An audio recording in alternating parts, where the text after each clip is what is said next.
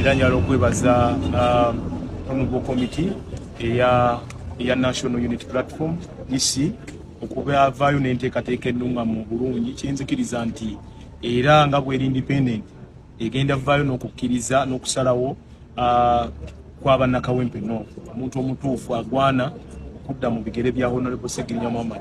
Bannakawempe North bwe bafiiringa nti yoyoyoyo lisobola kulya mu pulezidenti wange Robert Kyagulanyi Ssentamu kubanga ekibiina kito tutandika butandisi ate ebirundira by'ekibiina kulaba nti tutwala eggwanga liri mu maaso tuleme kutunuulira bufoofofo buleme tumalamu ng'ekinene ate tulwanira ekiwagu ng'enkota ne tugireka. Ekizibu kyaffe si Kawempe North wabula ekizibu kyaffe ye John Kaguta Museveni. John Kaguta Museveni bwe tunaamugyako tujja kutereera. So bannakawempe North kye beetaaga bwe buweereza era nga kasa nja kuyimirira n'oyo ekibiina bwe kinaba kiwanzeeko eddusu ate muwagirire ddala nyumba ku nyumba muluka ku muluka kubanga Kawempe mumanyi okuva gy'atandikira paka gy'akoma. You go on the ground and check and see.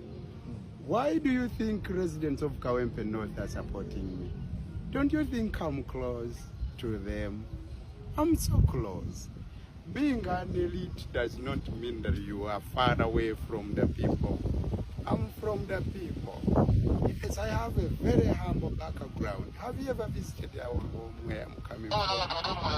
I'm telling you, I'm not that kind of person some people have tried to paint. No, those are my critics. They don't like me. That's why they are painting like that. It's okay if you find information from me, not from